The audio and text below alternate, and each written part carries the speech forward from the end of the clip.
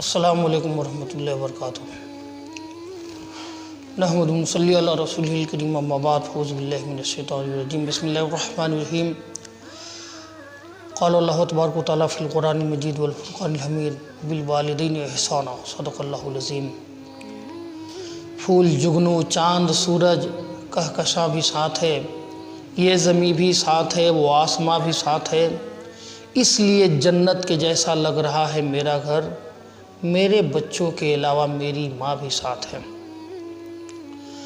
آج رمضان شریف کا مہینہ جاری ہے، لیکن ایک وبا کورونا کی شکل میں پوری دنیا میں تباہی مچا کے رکھی ہوئی ہے، اور یہ اللہ تعالیٰ کی جانب سے عذاب ہے۔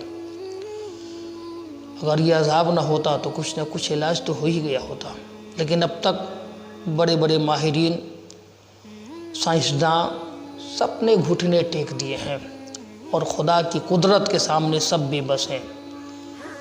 سارے سپر پاورز زمیندوز ہو چکے ہیں۔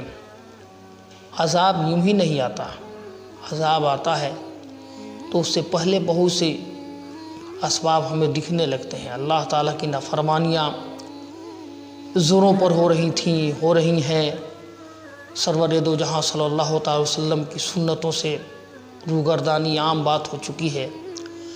اولاد ماں باپ کی نافرمانی حد درجہ کر رہی ہے۔ آج گھروں کا ماحول جس طرح بنا ہوا ہے، بھائی بیٹھا ہوا ہے، بہن اکیلے مارکیٹنگ کرنے جا رہی ہے، شوہر بیٹھا ہوا ہے اس رمضان میں لاک ڈاؤن میں بھی، اور گھر کی عورتیں مارکیٹنگ کرنے کے لیے نکل جا رہی ہیں۔ آپ لوگ دیکھ رہے ہوں گے۔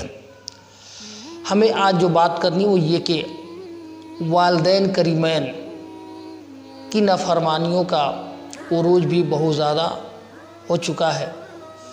آج ایک باپ اپنی اولاد سے اونچی آواز میں بات نہیں کر پا رہا ہے، اس لیے کہ ڈر ہے کہ کہیں اس سے اونچی آواز میں بیٹا جواب دے دے۔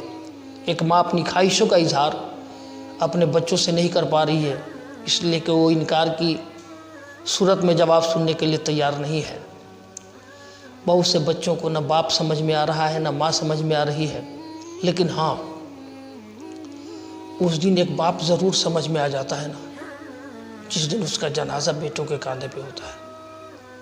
اس دن ماں ضرور سمجھ میں آ جاتی ہے، جس دن ماں کا جنازہ کاندھے پہ ہوگا، اور پھر کوئی پیچھے دعا کرنے والی شخصیت نہیں رہے گی، پھر ان کے بعد کوئی آنکھیں نہیں رہیں گی جو دہلیز پر بیٹھ کر دیے کی طرح جلتی رہیں گی بیٹے کی انتظار میں۔ اس دن پتہ چلے گا کہ ہماری حیثیت کیا ہے، ہم نے کتنی بڑی دولت کھو دی ہے۔ جب تک ماں زندہ ہے نا، گھر جنت کی طرح لگتی ہے۔ ماں زندہ ہے تو آج اسی کے دم پہ افطار میں بھی رونق ہے، سحری میں بھی رونق ہے، رمضان میں بھی رونق ہے۔ عید ہماری بہت اچھی لگتی ہے، اس لیے کہ بیٹے کو اچھے کپڑے میں دیکھ کر ماں مسکراتی ہے اور دعا دیتی ہے، اور کل یہ ماں نہیں ہوگی پھر تیرا کپڑا کون دیکھے گا، تجھے دعائیں کون دے گا۔ دنیا میں جتنے بھی ریسپیکٹڈ ورڈ ہیں سب اپنی جگہ مسلم ہے، لیکن ماں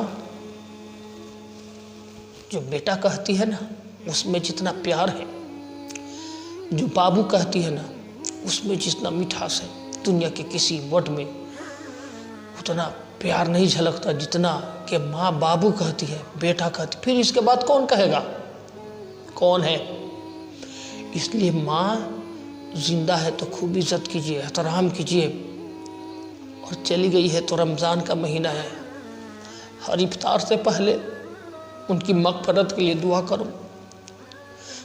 مولا تیرے حبیب نے کہا ہے کہ افطار سے پہلے کی جانے والی دعائیں قبول کی جاتی، اللہ میری ماں کی مغفرت فرما، اس لیے کہ وہ رب ہے جو قرآن میں ارشاد فرما رہا ہے کہ تم کچھ کر سکتے ہو اگر اپنے والدین کے لیے تو بس اتنا کرو۔ تم ان کے احسانات کے جو بوجھ ہے وہ تو ادا کر ہی نہیں سکتے، اگر کچھ کرنا چاہتے ہو تو حسن سلوک کرو، اور کہو وقل رب ارحمہما کما ربیانی صغیرا، کہ مولا میرے ماں باپ پہ رحم فرما جیسے انہوں نے بچپن میں میری پرورش کی ہے۔ لبوں پہ اس کے کبھی بد دعا نہیں ہوتی، بس ایک ماں ہے جو مجھ سے خفا نہیں ہوتی۔ ماں کی عظمت کو سلام۔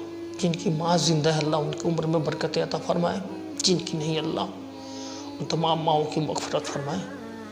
السلام علیکم۔